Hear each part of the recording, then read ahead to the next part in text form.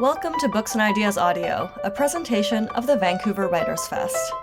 The Vancouver Writers' Fest connects people to exceptional books, ideas, and dialogue through year-round programming that ignites a passion for words and the world around us. We carry out our work, including this event you're about to listen to, on the unceded and ancestral territories of the Musqueam, Squamish, and Tsleil-Waututh First Nations. My name is Joyce Wan, and I'm the Marketing and Digital Production Coordinator here at the Fest. This month on the podcast, we're thrilled to share a dialogue with Sir Ian Rankin, recorded live here in Vancouver on November 11th, 2022, in partnership with SFU Woodward's cultural programs. Rankin is the creator of the worldwide best-selling Inspector Rebus series, and the recipient of 4 Crime Writers Association Dagger Awards, including the Diamond Dagger. The latest release in the series is A Heart Full of Headstones, which he speaks about here in conversation with local detective writer Charles Demers, the author of Primary Obsessions and Noonday Dark. Good evening, everyone.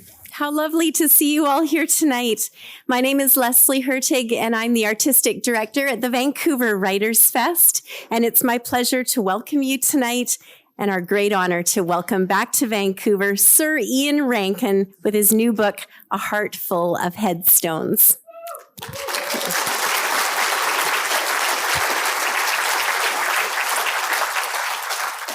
I'd like to begin by acknowledging that the Vancouver Writers' Fest carries out its work, including this event here this evening, on the unceded and traditional territories of the Musqueam, Squamish, and Tsleil-Waututh peoples. We are cognizant of the history of these lands and the very urgent and necessary work that is still to come as we move toward reconciliation and Indigenous sovereignty. In these strange and deeply challenging times, we are more than greatly thankful to all of our donors, both public and private. And I'd like to take just a moment to thank some of our public sector funders. And those include the Government of Canada, the Canada Council for the Arts, the BC Government, the BC Arts Council, the City of Vancouver, and CMHC Granville Island. Thank you to them for helping us to make events like this possible. Great thanks also to Hachette Book Group Canada for making Ian's visit here possible tonight. For those of you who are new to the Vancouver Writers' Fest, we present year-round literary programming culminating in our annual festival on Granville Island, which happens in October. It's done now this year. Beginning in January, though, we will be presenting Insight, which is our bi-weekly series in partnership with the Vancouver Public Library every other Wednesday night, and we'll have lots of special events for you as well. Check out our website for more details. The format tonight is pretty straightforward.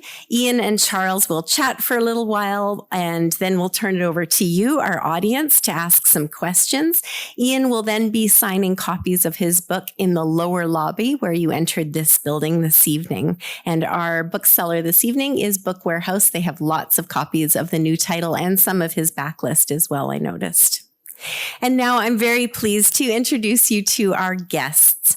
Our host this evening is an award-winning comedian, author, and voice actor, and a regular contributor to CBC Radio's The Debaters. His books include Vancouver Special, which was a finalist for the Hubert Evans BC Book Prize.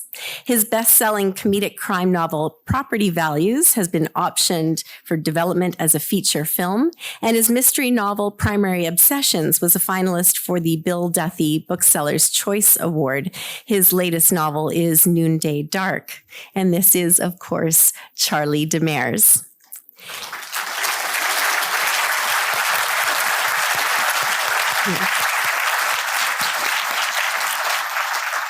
Ian Rankin is no stranger to the Vancouver Writers' Fest, although he has been knighted since his last visit here, an honor bestowed during the Queen's birthday for services to literature and charity. For more than 30 years, Ian Rankin has entertained and gripped us with stories of his maverick detective, Inspector Rebus, the first of which, Noughts and Crosses, was published back in 1987. The Rebus series is now translated into over 22 languages, and the books are bestsellers across the world. Ian Rankin has published multiple novels, story collections, and plays to great acclaim, winning awards and delighting fans, including a great number of them here in Vancouver. Please welcome Sir Ian Rankin.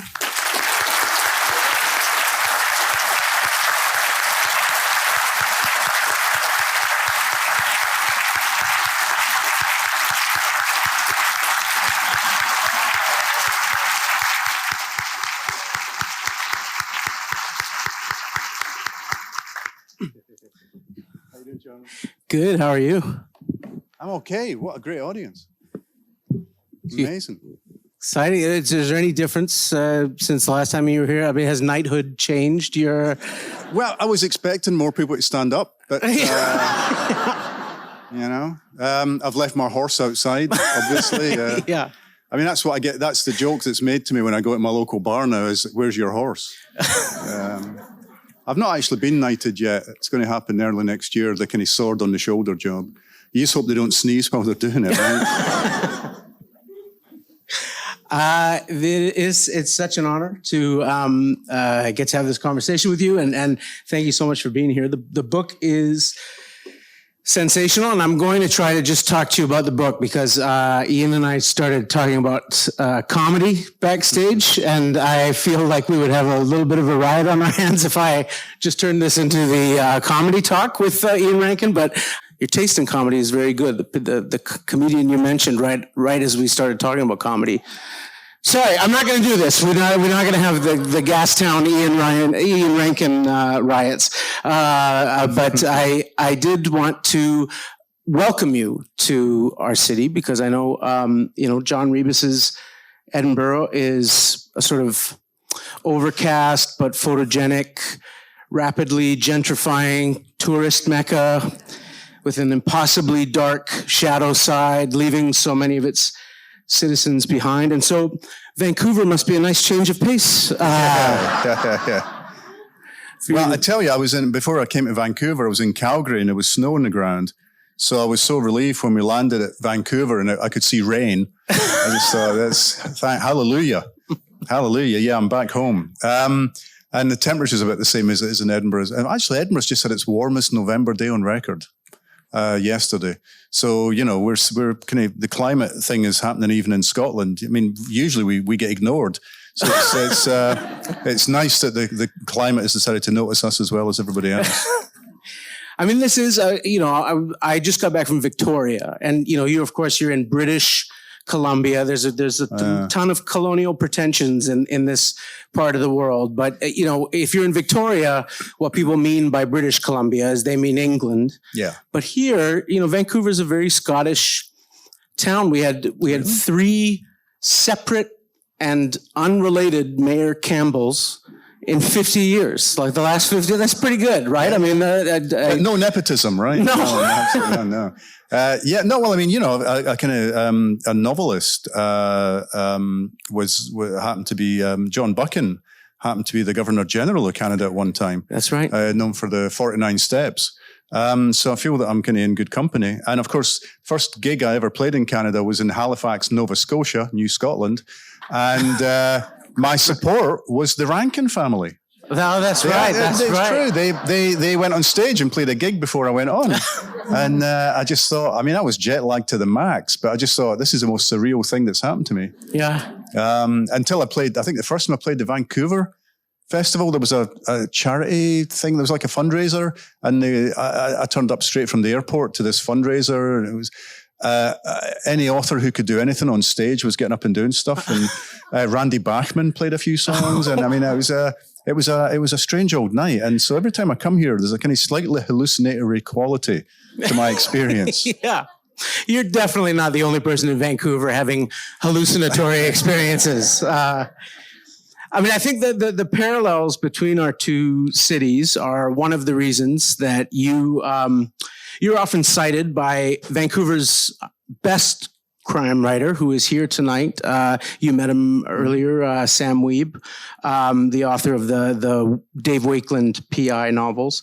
And you're often cited by Sam as a touchstone and inspiration for his novels, the Rebus books. And now we've just come through a civic election where the police union has broken with a long-standing tradition of political neutrality. Right. They endorsed the ultimate landslide winner of the, some people have views on that.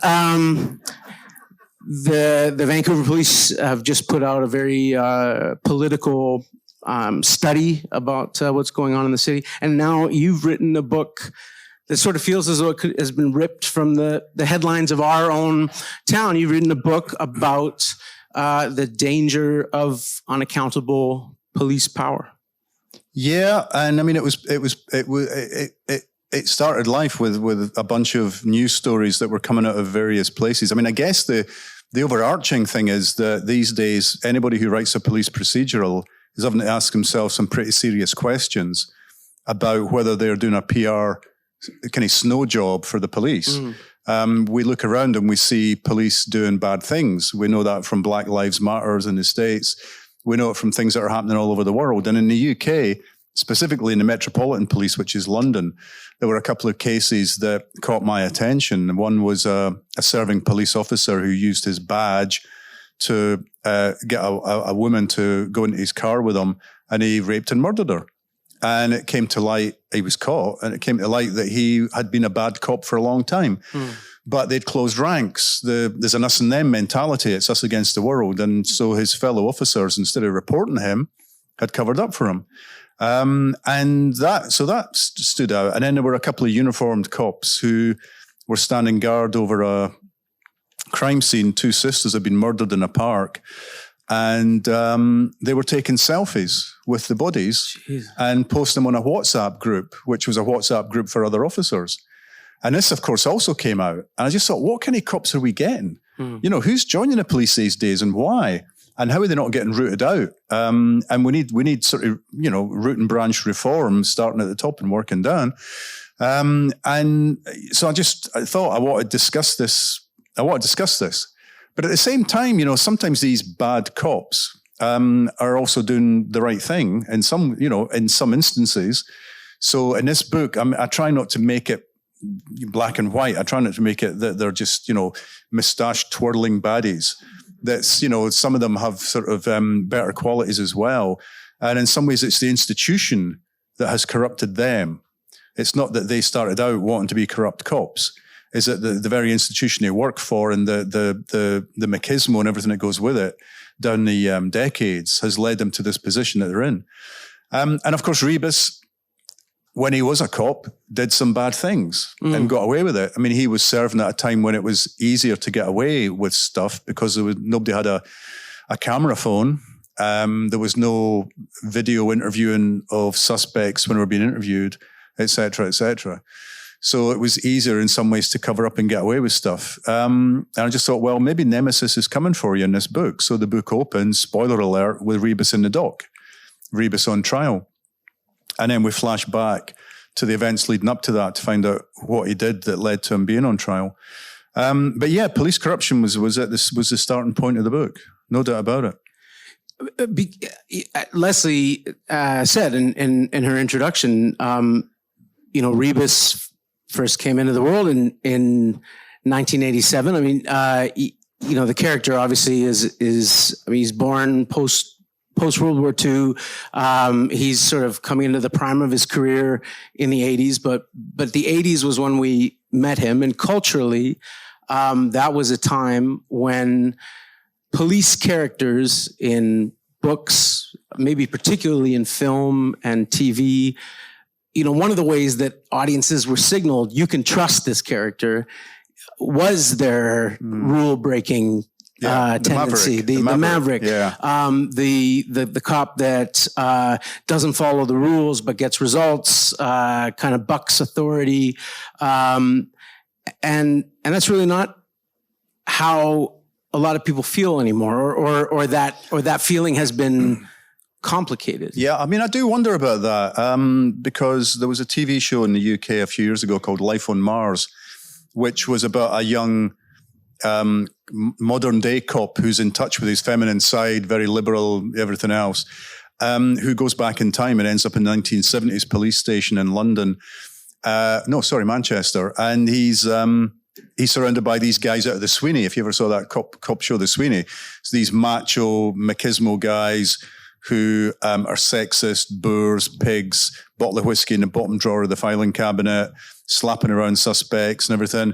And I think the modern day audience is supposed to go, tut, tut, tut. Right. We are very much with the modern day cop. We don't like these guys. Oh no. Those guys became the heroes of the story, right, because audiences loved them. They loved this guy, Gene Hunt, who was this kind of rule-breaking cop, but he did it for the right reasons. He did it he got results. And people just liked him because he was larger than life and he was complex and he was charismatic, whereas the kind of touchy-feely modern cop was not. Right. And I just thought it was really interesting. So really, I mean, what kind of cops are we willing to put up with? And something like Rebus is always has been more from the get-go like an American-style private detective.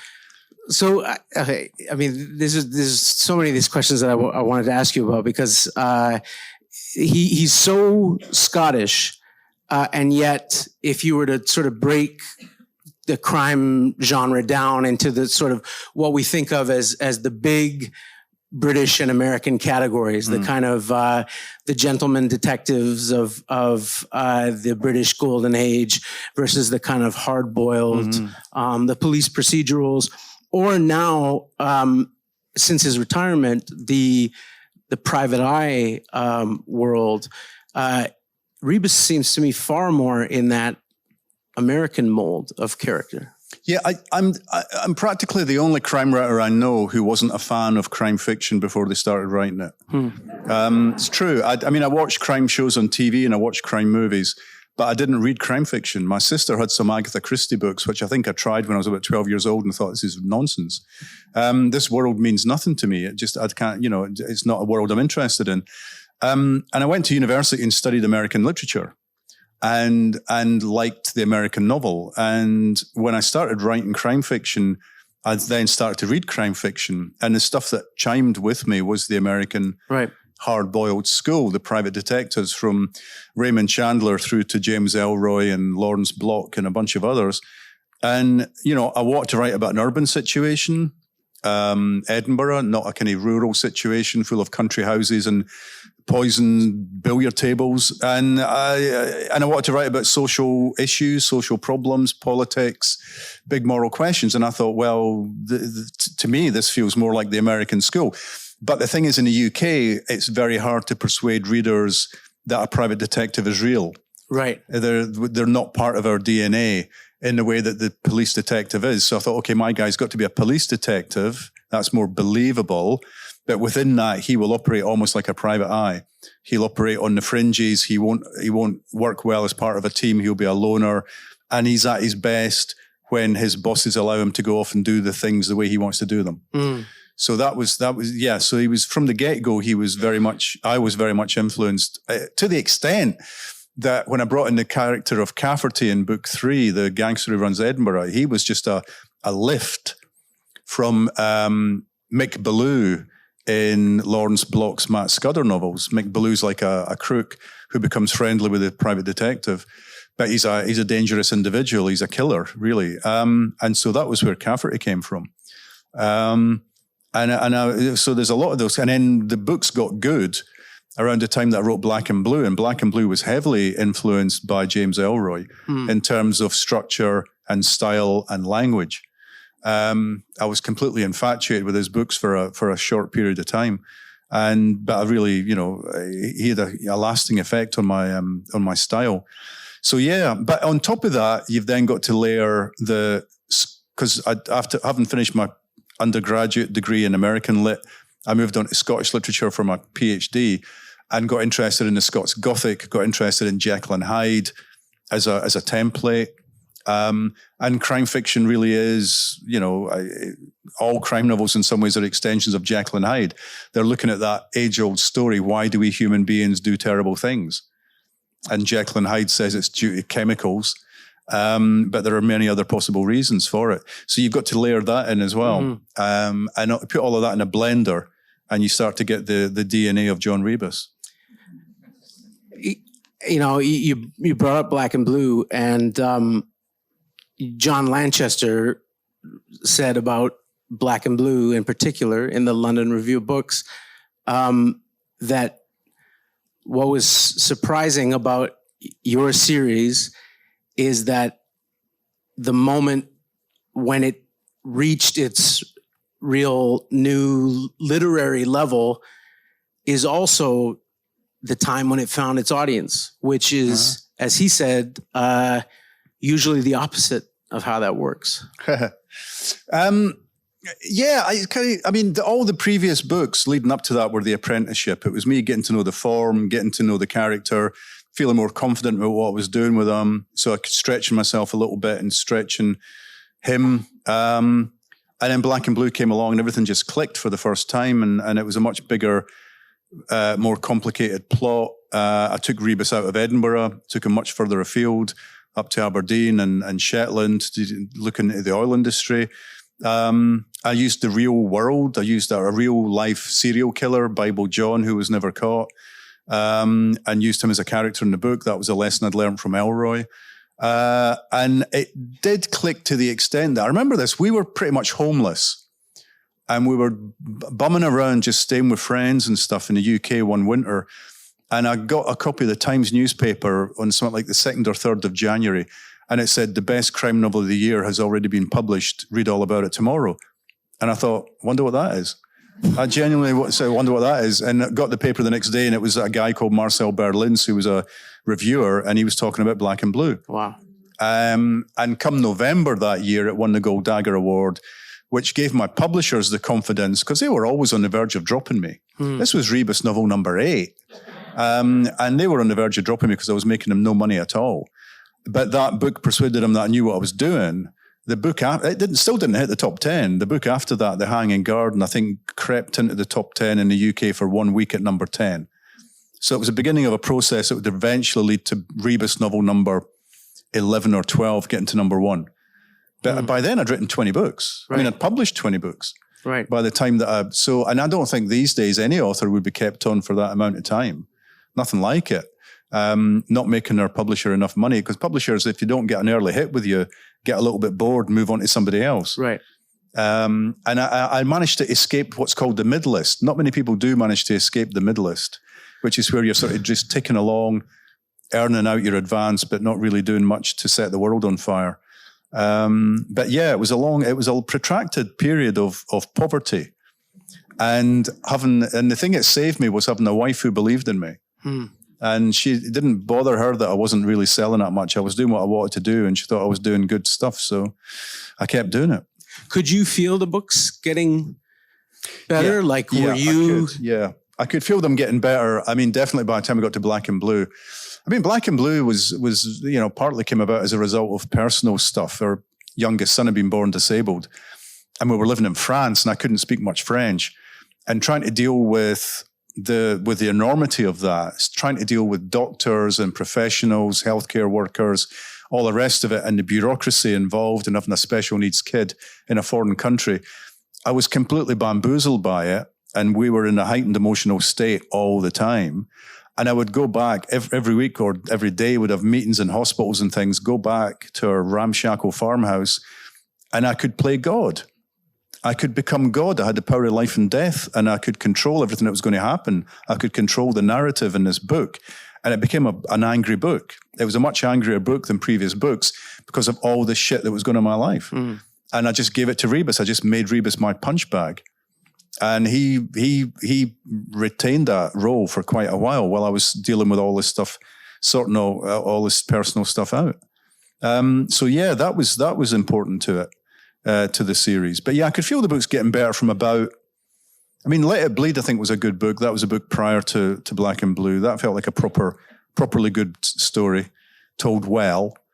But Knots and Crosses, the first one, I can barely read it now.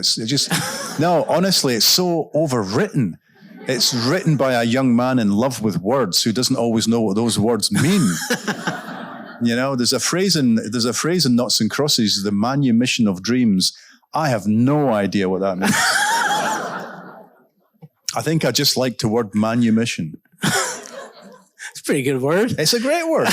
It means freedom from slavery. What's that got to do with dreaming? I have no idea. When I was at high school, my favorite thing to do was every week, we got given an essay to write in English, but the essay was a short story. I loved writing short stories. And I remember one which was called Paradox. And my English teacher said to me afterwards, he said, "Why is it called Paradox?" And I said, "It's just a great word." It was also a title of a song by Hawkwind. But he said, "Go away and look it up in the dictionary because it's got nothing to do with the plot." The plot, by the way, was a guy who's president of the United States of America. But towards the end, we learn he's actually in an insane asylum. And recently we might wish that had been the case. You know? I want to pick up on something you said about your relationship with Rebus and making him the punching bag and also making him this kind of, I guess, vicarious vehicle for some of your darker feelings. And because as you say, I know you don't like to talk about noughts and crosses, but in that book, we, the reader, are meant to highly suspect Rebus of very possibly being the serial killer he is investigating. Yep. Right up until pretty close to the end of that book. Yeah. And as you say, this book begins with Rebus on the stand as a defendant.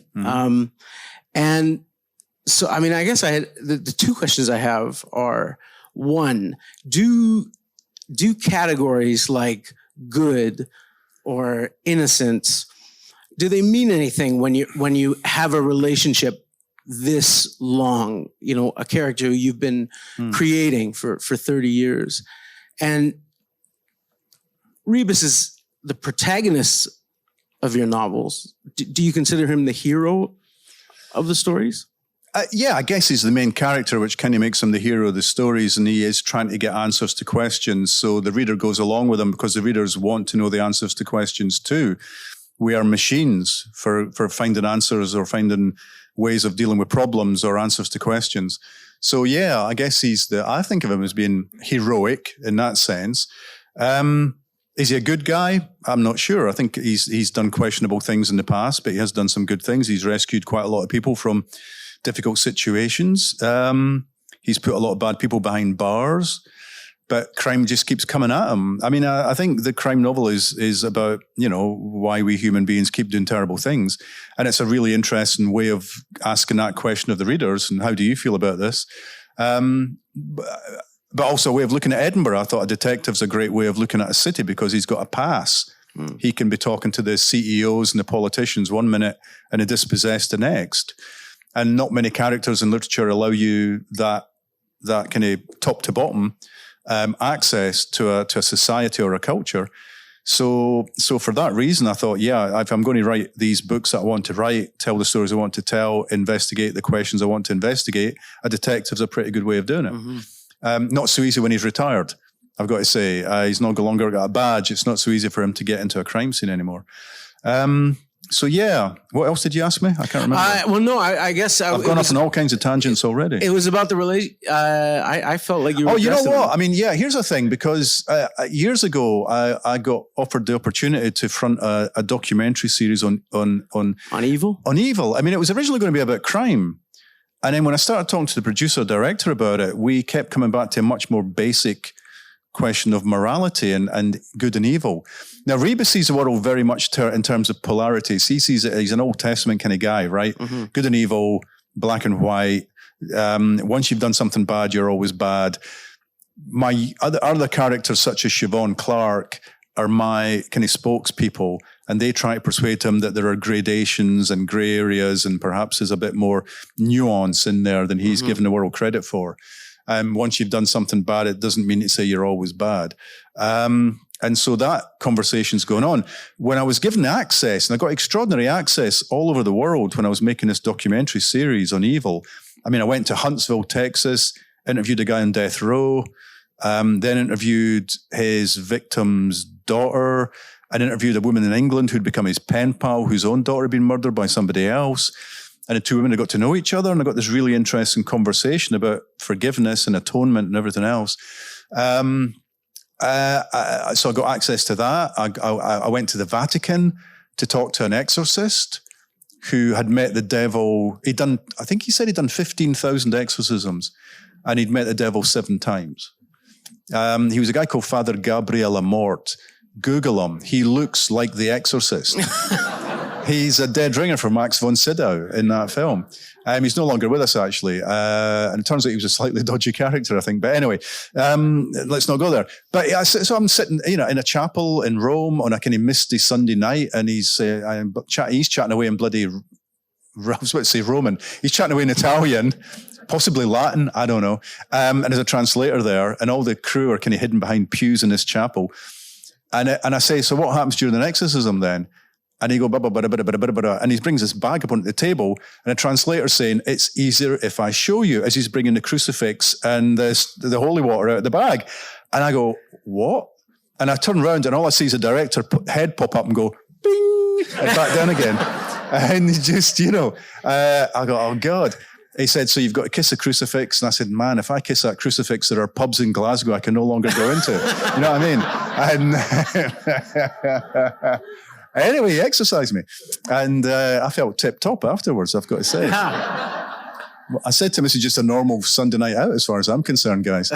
But at the end of that series, I mean, I'm being glib, but at the end of that series with getting to talk to psychiatrists and people that worked with serial killers and people that had worked on war crimes investigations and stuff, I wasn't much further forward.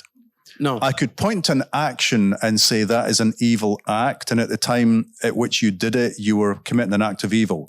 To point to an actual individual and say you are an irredeemably evil person was much more difficult for me. With one exception. And the exception was a serial killer called Ian Brady, who was one of the Moors murderers. They're famous in the 60s. They killed young kids and recorded the torture and the murder. And he died fairly recently, actually, but he was in Broadmoor, which is a secure psychiatric hospital. And without my knowledge, the director, had contacted Brady's mum and said, can we talk to you about being the mother of a serial killer? Oh. She got in touch with Brady, and Brady got back to the producer and said, no, Mr. Rankin talks to me. He doesn't talk to my mother. And the director, producer got very excited about this. And I said, there's no way I'm going to talk to that guy because he loves playing psychological games. I know this. And once he's inside your head, he ain't coming out. Mm. You can't unmeet him. So I refused to do it. So even I have because you had already had the exorcism.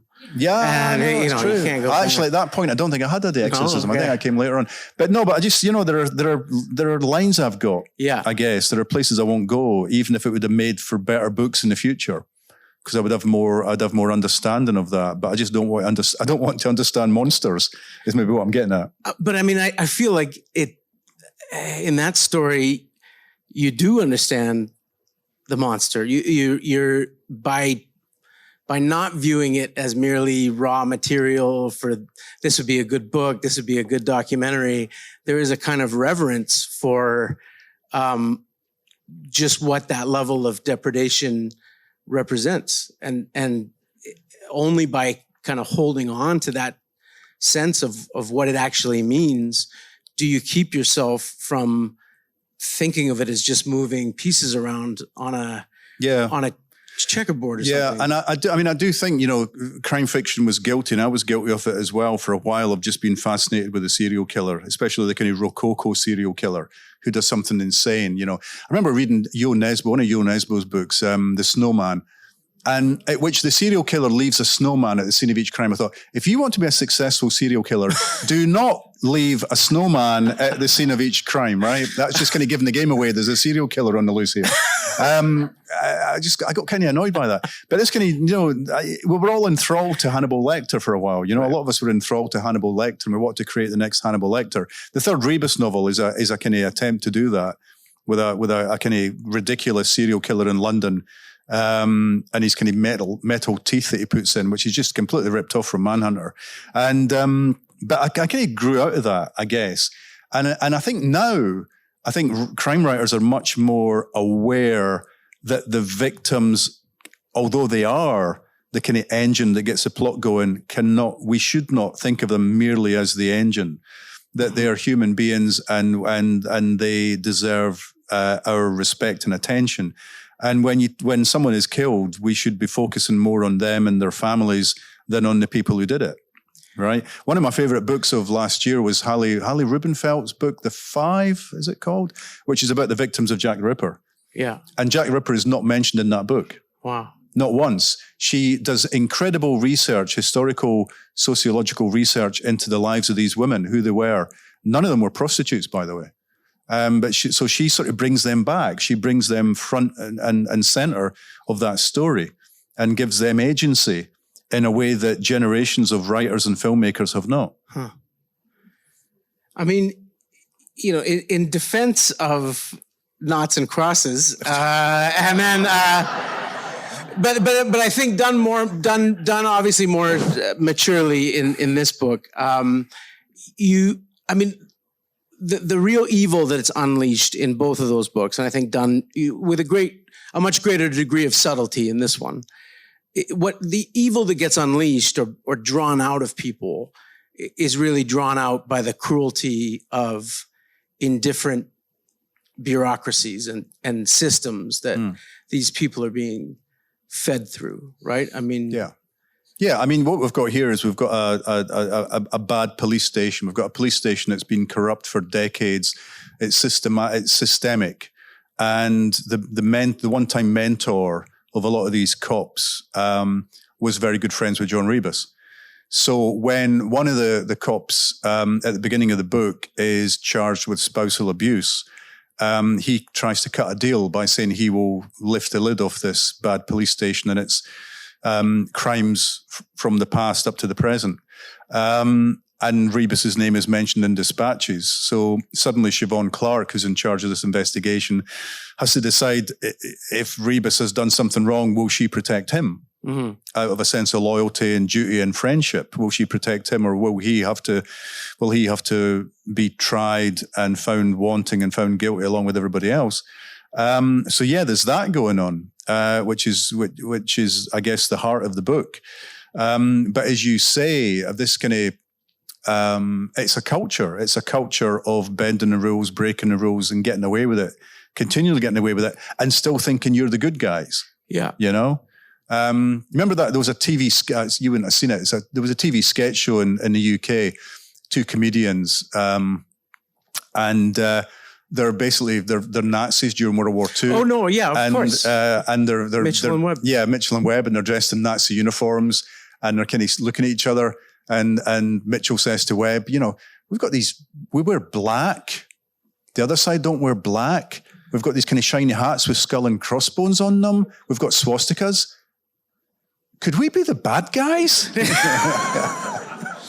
And it's that notion that the bad guys don't think of themselves as the bad guys, right? They think they're doing the right thing for country and everything else and honor. So there's that. I think it's fascinating that you could have so little self-awareness, or that self-awareness could be taken away from you because the upper echelons are telling you, no, what you're doing is the right thing. Yeah. You're on this side of it. And, as they would say themselves, look, when somebody breaks into your house, you want somebody to come and investigate it. You want somebody to come and put them away. It's us or nothing. It's us or nothing. When anarchy comes calling to your society, if the thin blue line doesn't exist, like, who are you going to call? I mean, the other side of the other possible monstrosity, the other kind of possible route. I mean, my feeling of the sort of structure of this book is that Alan Fleck, who you mentioned, is the sergeant of this, the emeritus sergeant, now retired, of this corrupt police station, and he's got this moral proximity to Rebus, and they're on sort of one side of the ledger. And then Malcolm Fox, your other sort of character from the Complaints, that's the first book where Malcolm Fox is he's got this ambition, this high flying, whatever we've got to do to kind of climb this. Yeah, he's a desk jockey. He's a desk jockey. Yeah. Yeah. And Siobhan is sort of torn between what's noble and what's ugly on both sides of those. And she really feels like the moral center for big parts of this book. What she ends up deciding or how she will eventually navigate things, I think becomes for us as the reader almost more important than where Rebus lands, because he's kind of wrapping up and she's still got a lot of runway. Yeah, I mean, when I started this series, Rebus had a sidekick, Holmes. Brian Holmes was his name. Their boss was called Watson, Farmer Watson. Subtle? Not really. But then I thought, no, Rebus is a loner. He doesn't need a sidekick. So I got rid of Holmes. He moved to Australia, I believe. But then after a couple of books, I thought, oh, actually, no, Rebus does need a sidekick. He needs someone who is really on the side of the reader, who's saying, oh my God, how could you possibly have worked that out, Rebus? That kind of thing. And so Siobhan Clarke arrives, and I gave her the name Siobhan, thinking that's a nice Scottish name, not realizing that people wouldn't know how to pronounce it. Even south of the border, even in England, they go, is it Siobhan, Siobhan? I just thought, I wish I'd given her a simpler name, which is why in many of the books she gets called Shiv, to give you an idea of that might be the pronunciation. As she came along and she just started to interest me. And what happened was that women police officers and women crime writers said, we like her. She seems realistic to us. So I gave her more to do. And when Rebus was nearing retirement, she was ready to step from under his shadow. She was glad to see the back of him because then she could become her own cop and do things her own way and not be in his shadow anymore. And I would love to write a book. I would love to write her book, but I've not yet found a plot that feels like it's her story. But it might happen in the future. But meantime, along has come Malcolm Fox, and she should have got the promotion that Fox ends up getting because there is still this glass ceiling in policing in Scotland. And so she didn't get the promotion. She got passed over, and Fox got the promotion, and he's suddenly in the police headquarters lording it over her or trying to. But she's a good cop. She's a good detective, and she runs a tight team and all the rest of it. And so she is realistic to that extent that she is a team player, whereas Rebus never was. And to be a successful detective these days, you do have to be a team player. And I wish she had a kind of more happy personal life, but I've introduced her to people and it just has never quite worked, There's glimmers. There's occasional glimmers, but they don't seem to ever go anywhere, really. It's frustrating. And I think partly it's just me going, look, I really want you to concentrate on solving the crime.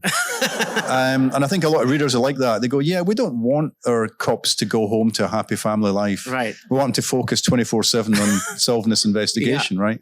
I would love to solve your really interesting serial killer case, but I've got a holiday booked, wife and kids, I've got to go, or I've got a dental appointment. I'd love to interview that suspect, but I've got to take my car in for a service. No, let's just focus let's just get these cops absolutely focused on the story. And a lot of detectives I know like the Rebus novels because it is the ideal for them of what policing could be if all the bureaucracy didn't get in the way. Right. All the forms you've got to fill in, the fact that every case has a budget, and there's all this kind of stuff you do that goes nowhere, all the interviews that end up going nowhere. I sort of strip all that out. The books strip all that out. And so unlike a real police investigation, my detectives are there at the scene of the crime and are there at the end when the suspect is arrested. Normally, it's a much bigger, looser, messier process than that. But I kind of try and keep it as real. I always say, oh yeah, there's other stuff happening just off the page. Yeah. The boring stuff is happening just over there. We'll concentrate on the exciting stuff. That's the Elmore Leonard, Yeah. Leave out the parts that readers would skip. Yeah, I remember I bumped into Elmore Leonard once and literally bumped into him in London. He was walking down a street in London carrying one of my books. Wow. Now, there's a good reason for this. He with the same publisher, he'd just been to the publisher's place and they'd given him one of my books. So that's why. But I went, I wrote that. And he went, oh, hi, I'm Elmore Leonard. And I went, whoa. And we had a drink and we had a chat. And he came up with, these kind of 10 rules he's got. Yeah. And I said, Elmore, Mr. Leonard, in the opening lines of my first novel, I broke every one of those rules. Because he says, don't open with the weather and stuff like that. And the first Rebus novel opens, it was April 28th, raining, of course. Oops. But then he says himself, his 10 rules are kind of tongue-in-cheek. Yeah. Yeah, they're there to be broken, right? Rules are there to be broken. There are no rules. Yeah. There should be no rules. I'm glad that you mentioned about names and the names you give characters, which, as you say, are sometimes quite heavily laden with meaning. And because I'm interested in knowing if one of these names, if my theory is totally lunatic but it seems, some of the major themes in this novel are father-child or father-like relationships that have gone wrong. Uh-huh. And another big theme is contagion. The way disease spreads literally and corruption spreads metaphorically by contact or association. So there is a key character to this story named Francis, mm-hmm. who is nicknamed Saint Francis by workplace bullies.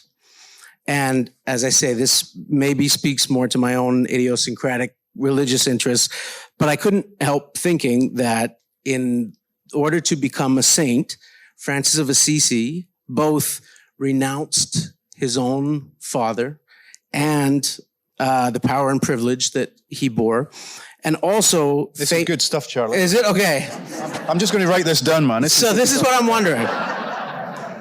The other thing is that, of course, he famously overcame his revulsion at leprosy to live and work with the lepers, possibly leading to his own premature death.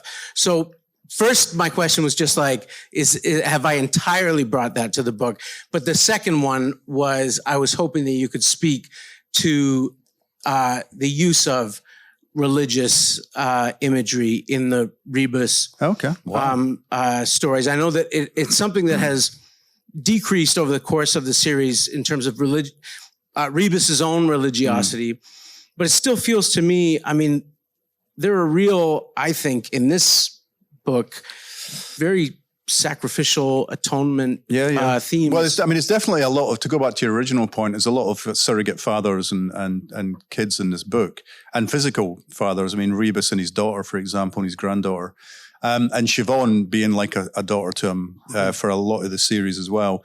So that's definitely there. The St. Francis of Assisi, I'm not sure. Okay. I mean, again, subconsciously it could be there. I don't know. If you see it, it's in there. Okay. This is called reader response theory. I used to do it at university. Reader response theory, what the reader finds in a book is in the book, whether the author intended it to be there or not, right? So I'm a big fan of that. And in fact, the father of reader response theory, and I'm going to forget his surname now, but I used that surname in the first Rebus book. Because the first Rebus book was heavily indebted to semiotics and deconstruction, which I was studying at the time. The name Rebus means a puzzle. It's it was all semiotics and puns and wordplay. The religious thing is interesting because you're right. In the early books, Rebus goes to churches and he goes to a different church every week, and he's looking for the answers to questions. Right? I mean, he's looking for the answers to big questions in his personal life, as a personal philosophy, as well as a cop. And then eventually I introduced him to a priest, and they would have these long conversations about good and evil over a Guinness. And then the priest died. And I didn't want him to die. But the book said, nah, this guy's gone. And so he felt his death. And I just thought, oh, that's a shame. But anyway, and I don't know if the early books were, I think that was a lot of me trying to what is happening? What's the world like? Why are we here? What's going on? Big questions. And I'd always used writing from a very early age. I'd used writing as a way of trying to make sense of the world and shape the world. And I think that my interest in kind of the religious thinking was definitely channeled to Rebus for a period of time. And then, I got past that and didn't feel the need for it anymore. And so neither did he. So that tailed off. But yeah, I think, come on, if you're writing crime fiction, you're looking at good and evil, you're looking at moral absolutes, you're looking at devils and angels. There is a religious dimension to it, or there's a belief system there that you're involved with. And also, I do think, where do these stories come from? They just seem to jump into my head. It's like they're getting channeled down to me from somewhere. I think there's most writers have a spiritual side to them, whether they know it or not. Right. What we're doing, we're talking to our invisible friends. We're hanging out with our invisible friends. That's what you do when you go to church, when you pray. You're with your invisible friends. And so there's an element of that, I think, in every fiction writer has that going for them, whether they know it or not. But yeah, and also the Scottish novel in the past has been full of, when the Gothic novel onwards is full of kind of religious questioning. And Muriel Spark, who I did my PhD on, who wrote The Prime of Miss Jean Brodie, probably my favorite novel ever. She grew up partly Presbyterian, partly Jewish, but became a Catholic convert with the help of Graham Greene in the late 40s, early 50s. And her books are full of religious imagery and big questions to do with theology. And yeah, I think some of that drip-fed, everything you read has an effect on you, I think, as a writer. And that definitely drip-fed down to me. Miss Jean Brodie is absolutely fascinating. If you've not read it, it'll take you a couple of hours to read it. It's a TARDIS of a book. It's 120 odd pages, but it contains multitudes. So in fact, it was published originally as a single issue of the New Yorker magazine. Oh, wow. The whole issue was given over to this one short novel, which is an extraordinary thing to do. But she's an interesting character, and that's a great book.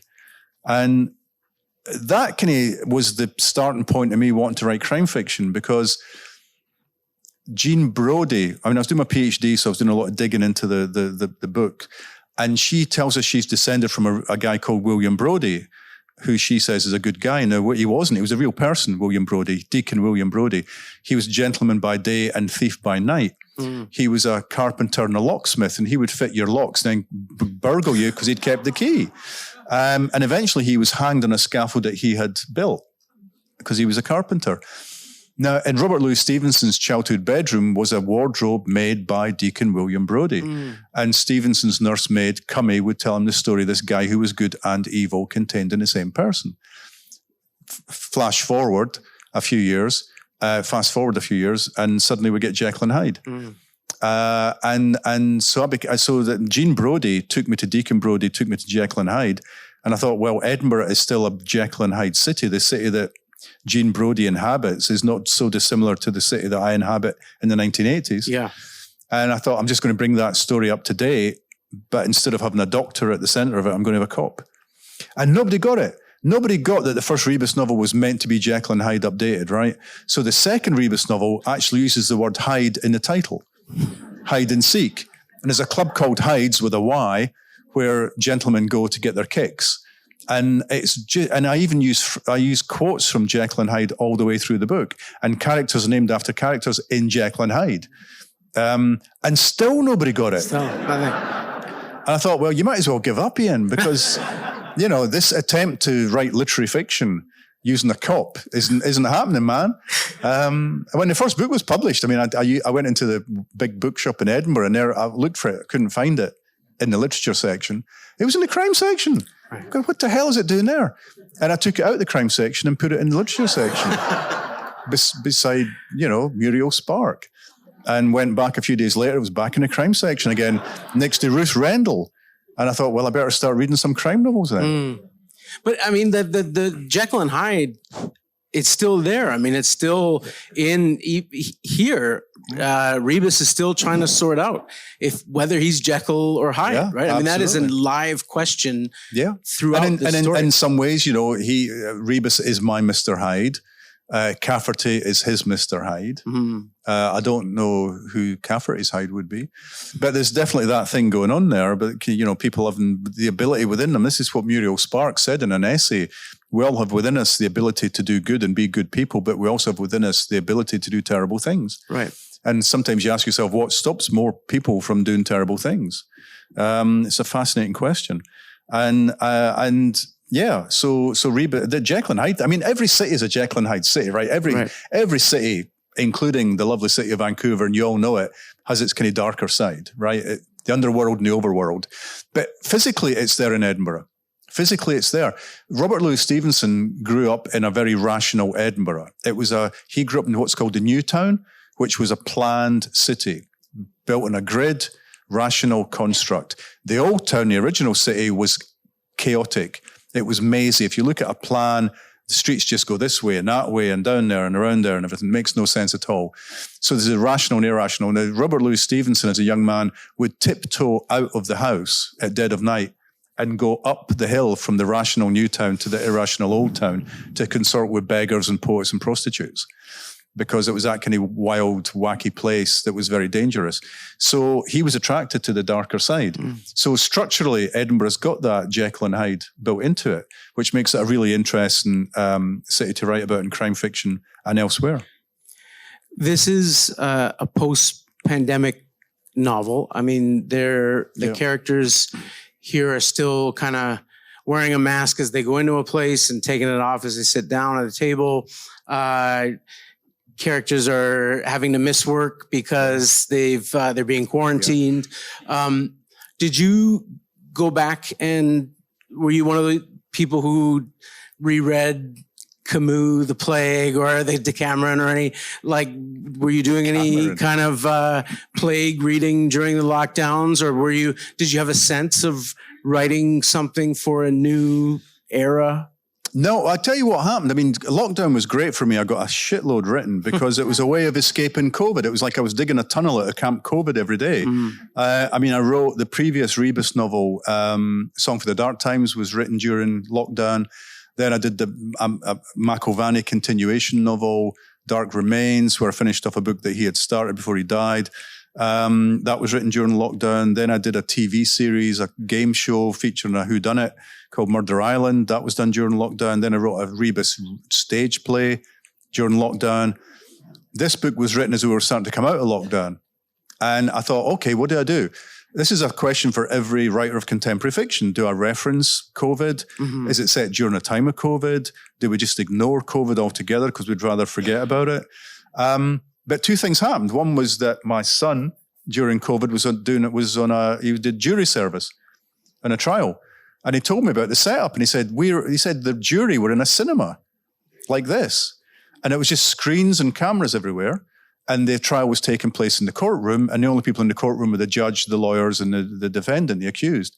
And that was and I just thought, that's so strange. I mean, we've all seen courtroom dramas. We've all read courtroom dramas. I've never seen anything like that. Yeah. So I was determined that there would be a trial, and the trial would be set during a time of COVID. I thought, okay, so the events of the book must take place during a time of COVID. Again, as we were coming out of COVID, I went into a bar that I often go to, not the Oxford bar, but another one. Guy that I know in there, Charlie, was sitting with this lanyard on with this little laminated pass on it. And I said, Charlie, what's the lanyard? And he said, well, I've got COPD. And this tells people that I'm exempt from wearing a mask indoors. And I went, oh, my guy's got COPD. So Rebus would also have a lanyard with an official looking card attached to it. I could have some fun with that. Yeah. Right? So I just thought I could have some fun with Rebus and his COPD. And also I've got this trial. So that was it. That was the deciding factors that this book would be set towards the tail end of COVID.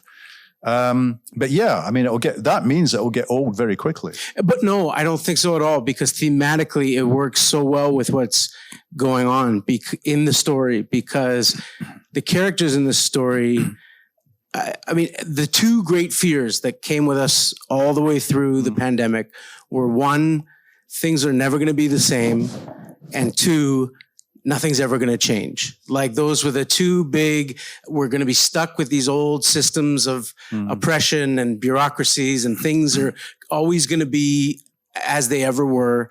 And also, I just want to get back to how things were before all this started. And the characters in this novel are almost evenly divided between those with a kind of hopeful eye tentatively set on the future, I think kind of epitomized by Malcolm Fox, and those kind of wallowing in a sort of nostalgia or mourning a kind of passing of the good old days. And Rebus's journey with that nostalgia is kind of at the heart of the book. Yeah. And I'd done I'd forgotten this, but during lockdown, the other thing I did was I was asked by the National Theatre of Scotland to do a little monologue or a little vignette. They wanted to get work for actors and directors, and they decided to do some online stuff. And they wanted responses to COVID and responses to lockdown. And this was a godsend to me because people on Twitter have been saying, oh, how would Rebus cope with this? How would he cope? He's got COPD, so he's got to isolate and be very cautious. How would he cope being locked away in his tenement with his dog? And so I was able to write a monologue for Rebus to explain to everybody exactly how he did cope. And the National Theatre of Scotland said, oh, by the way, we've got Brian Cox to do it. Oh, wow. And he was in upper state New York, and he was isolating because he was getting ready to do a new series of Succession. So he was in a log cabin in upper state New York, and we did it via Zoom. I was in Edinburgh, director was in Glasgow. He was in upper state New York, and he'd dressed the set, as it were, himself. He tried to make his kitchen look as much like an Edinburgh tenement kitchen as possible. He pinned up a map of Scotland or a map of Edinburgh behind him. He had a couple of bottles of whiskey sitting around, and he'd gone the method. He'd gone full method. He went out and bought dog food. Wow. He does not own a dog, but he knew that Rebus did own a dog, so he went and bought some dog food. And it was extraordinary to watch him do it because he's pretty much, he's in the kind of age range of where Rebus is now, and it was and it was like I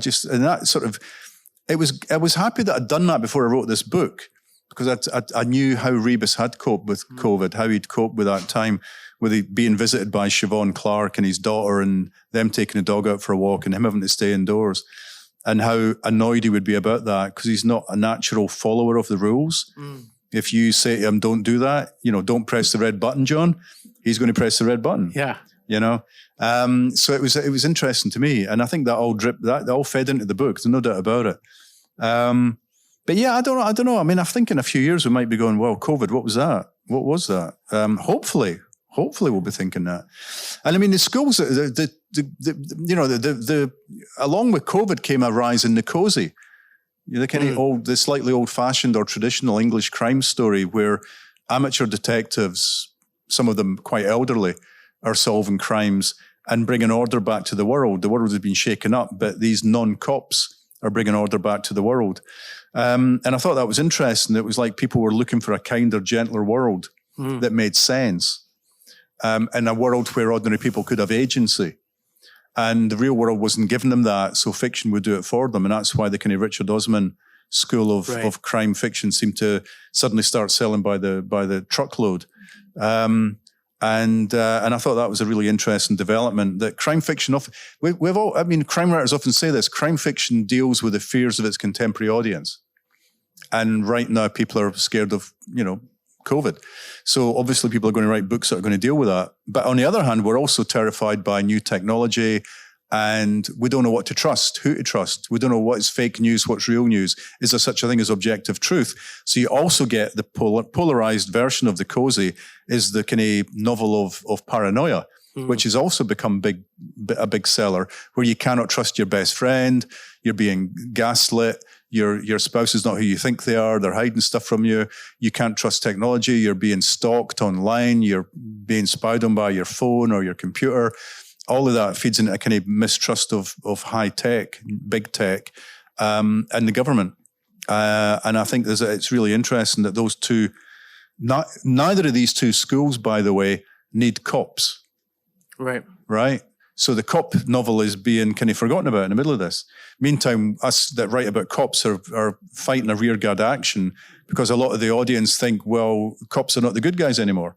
So why should we be reading your books? And people like Michael Connolly are dealing with this in the States. Other writers in other cultures are dealing with it as well.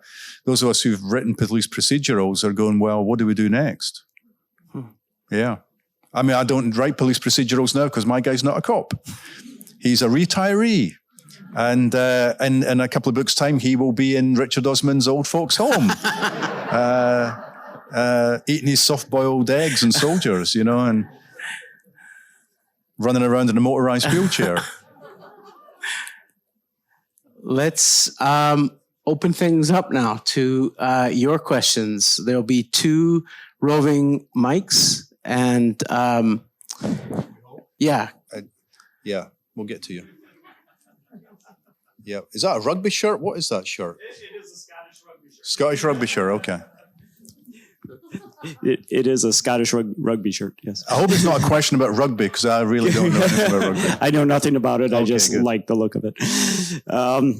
In your books, you use a lot of nicknames for your characters, and I don't know what the max number is, but there's quite a few. One of my favorites is Spike, who obviously dies on a spike.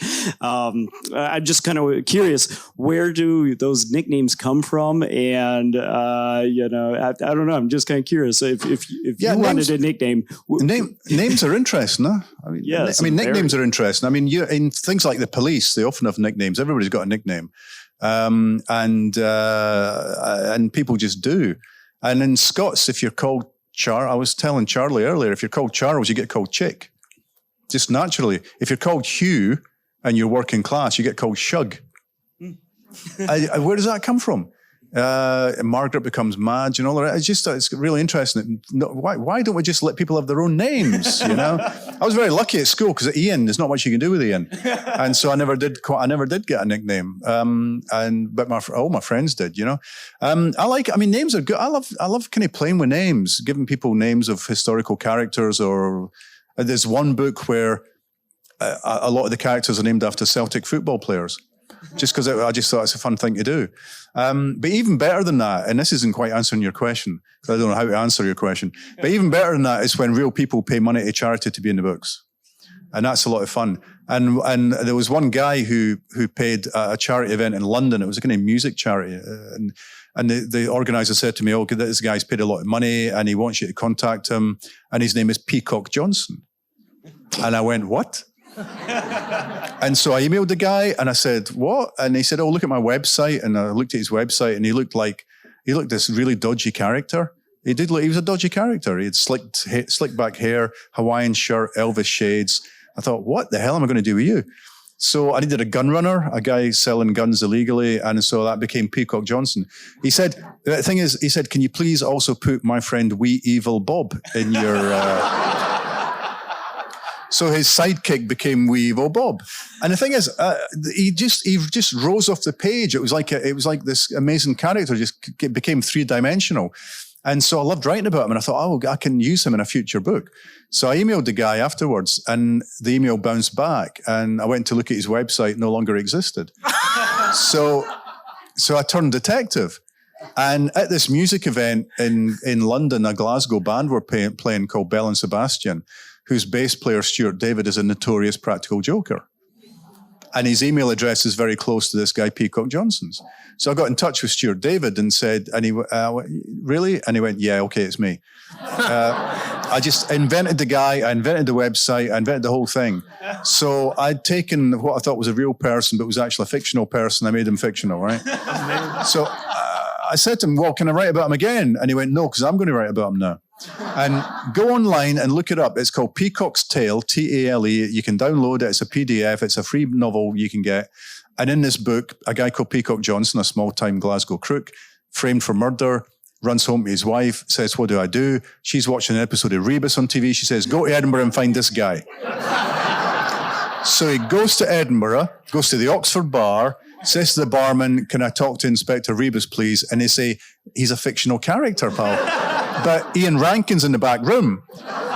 So he comes to me, and the fictional Ian Rankin helps the fictional Peacock Johnson. So.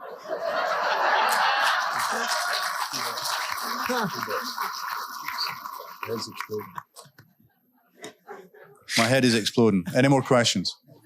Somebody here? Oh, I don't think your mic's on, so I'm going to repeat that. Rebus is coming back to TV. Will Brian Cox be playing Rebus? No, he won't. Rebus is coming back to TV. It's a Scandinavian streaming service called Viaplay. And they've bought it, and it's well on its way. It's been greenlit. Screenwriters done the first couple of episodes. They're giving us 6 or 8 hours to tell the story. Wow. Unlike the previous incarnations where it was 45 minutes. So 6 or 8 hours to tell the story. But the screenwriter and I decided we wanted a young, vigorous Rebus. So he will be in his late 30s, early 40s in this book, in this series. And it'll probably hit the screens in 2024. So not next year, but a year after, I think, because they don't start shooting until spring next year. And these things can take some time. And it's not been cast yet, so don't ask me who's going to play Rebus. Early 40s, chick Rebus, what do you think? Yeah, come on. Come on, give me your Scottish accent. Give me your Scottish accent. Yeah. It can be done, actually. It can be done. So you gave us some really great examples of when you've pulled in real life things that happened to Lanyard and how that inspired, how Rebus could wear that, or your son with the courtroom. Is there anything that you haven't been able to use that you kind of had back pocket that you're like, I wish that would have worked in one of the Rebus novels, but I used it for this great project or something else, but it just didn't fit in and you wish it had? Wow. I mean, probably there'll be lots of things that I've used that didn't quite fit into Rebus, but I used them as short stories or, it was a heist. I love heists. I love heist movies. And a friend of mine and I had a great idea for a heist. And I thought, how can I make that a Rebus novel? Actually, I want it to be from the heister's point of view. So it can't be a Rebus novel.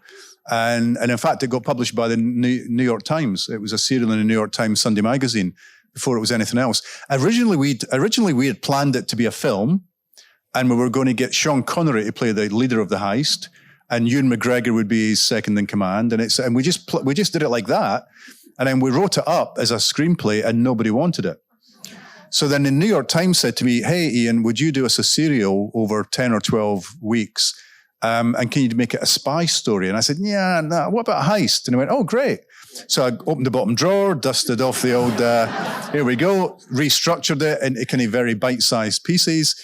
My publishers then saw that and he went, hey, this is a great idea for a book. Why don't you just beef it up into a full-length novel? Dusted it off again. Let's do it as a novel. It was published. Stephen Fry, the actor, was running to get a plane one day at Heathrow in London, grabs a book to read in the plane, and he grabs my book. So he gets in touch and says, I want to make this into a film. And we went, great. So instead of getting Sean Connery, we got Stephen Fry. He became the brains of the outfit who did the heist. And who did we get to play Ewan McGregor?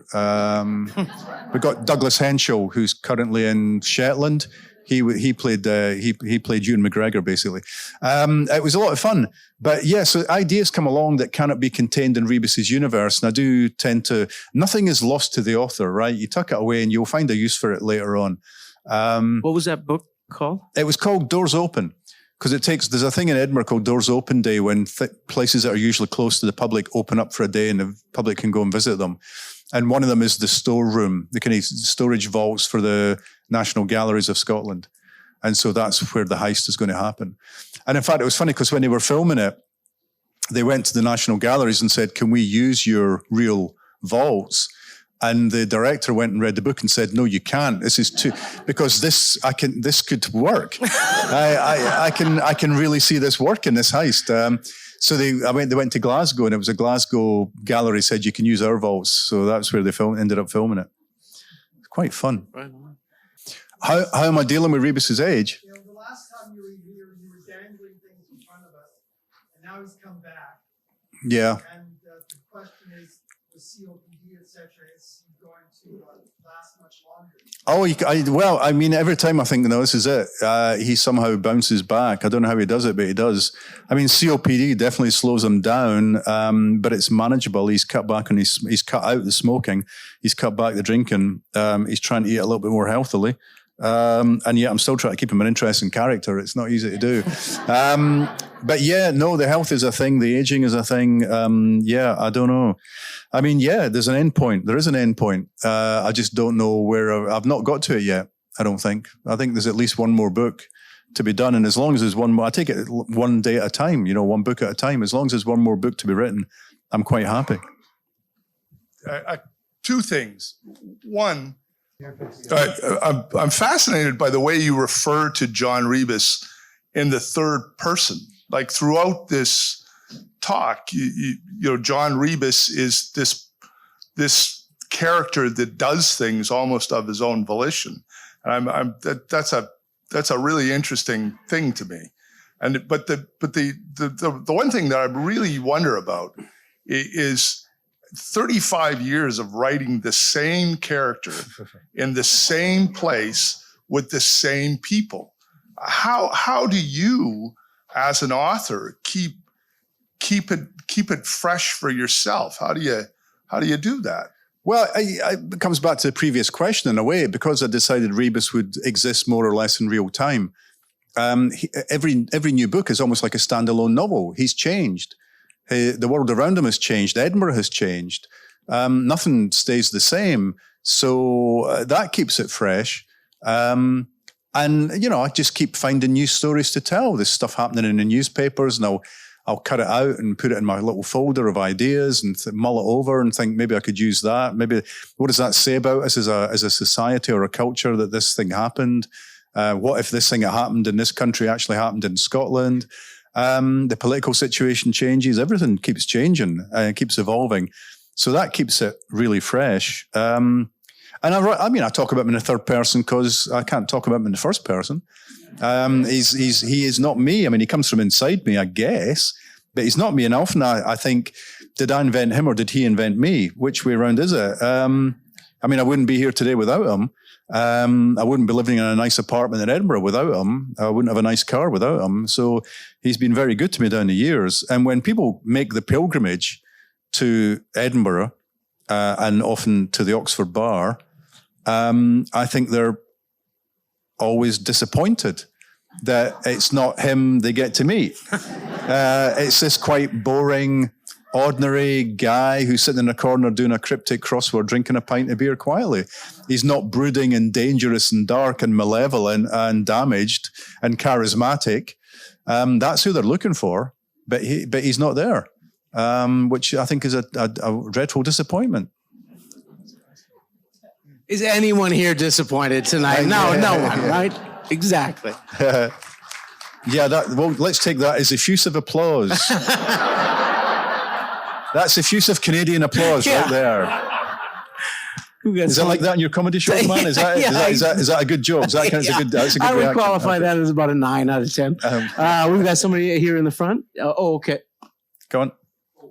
Ian, you're such a prolific writer. I'm very, very curious about your process in terms, you've said the ideas fall into your head and the amount of stuff that you've spoken about tonight. I'm wondering about your actual process on a daily basis. Do you choose a time and sit down and begin to bang out the pages? Are you disciplined, or do you do it as it comes? I'm curious about your sort of daily routine. Okay. When a book is about to be launched or the idea arrives. Okay.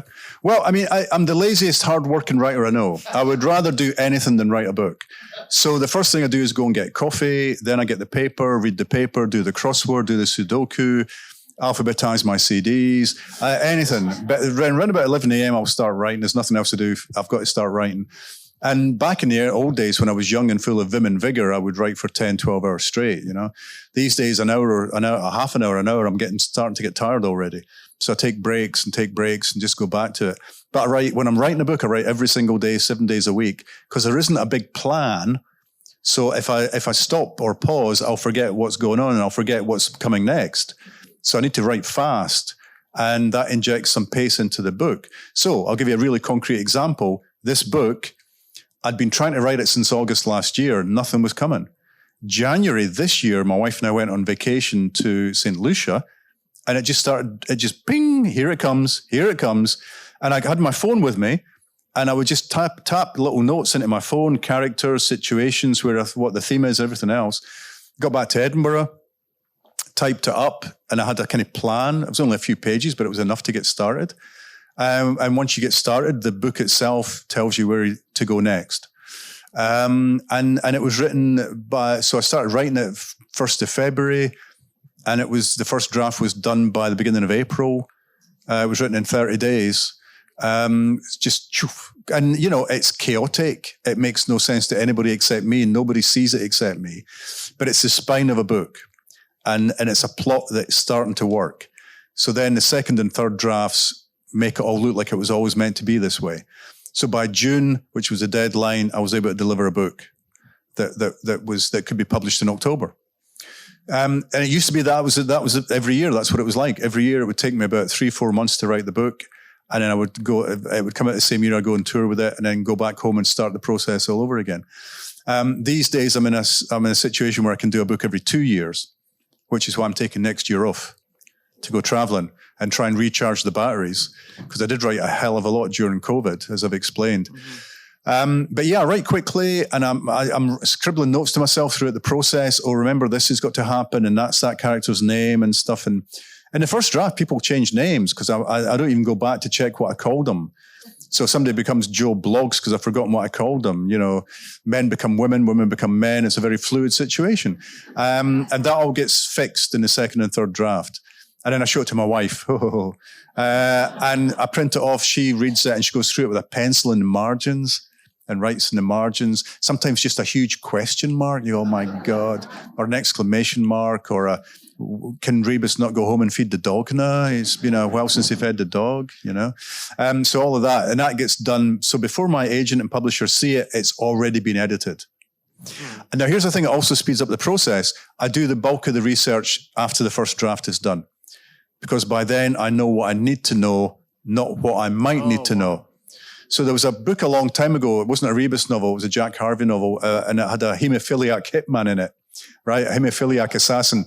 I spent months researching haemophilia. Months. I needed half a page. Half a page is what I needed. If I'd done the first draft, and then I would have known, actually, this is what I need to know about haemophilia, that would have speeded the process up miraculously. So I start walking around Edinburgh, going to places I've mentioned in the book and all that. I do that after the first draft. The lawyers that I need to talk to, the cops I need to talk to, the questions I've got after the first draft. Good tip, huh? That is an excellent tip. Also, the dog ownership, as I was saying to you backstage, this is the most realistic portrayal of dog ownership you will ever see in a book. I think we have time for one last question up front here. Okay, thanks. It's a quick question. What's John Rebus' position on Scottish independence? Oh, Jesus Christ. Oh, I said that the question was quick, maybe not. Well, the I answer. can tell you exactly what John Rebus is, how he feels about Scottish independence. He's a conservative with a small c. He doesn't like change. He fears change. So he wouldn't have voted for Brexit, and he wouldn't vote for independence because they would change things substantially, right? He likes the status quo. So he would have been anti both of those things. But in fact, in one of the early books, I say he's only voted 3 times in his life, for 3 different parties. So he's a kind of agnostic when it comes to politics. But he if he was going to vote at all, he would not vote for change. He would vote for the status quo. And actually, I had this conversation with the First Minister, who's a great reader. She was interviewing me at a book festival in Edinburgh in Stirling a few years ago. And she didn't ask it, but somebody in the audience asked that. And I said, no, Rebus wouldn't have voted for independence. And she said, oh yeah, he would. And this got reported in the newspapers. And then the actor who played Rebus at the time said, Rebus definitely would have voted for independence. I thought, who knows this guy? I mean, I know this guy. You portray him, you read the books, but I know this guy. I made them up. So there was a bit of a debate over that as to how Rebus would have voted. I don't know how he'd vote in future. Maybe his opinion has changed, but we'll find out. I would think not next year, but possibly in the next 4 or 5 years, we might get a chance to find out. Can I ask you all to join me in once again thanking our guests? Well, thank you.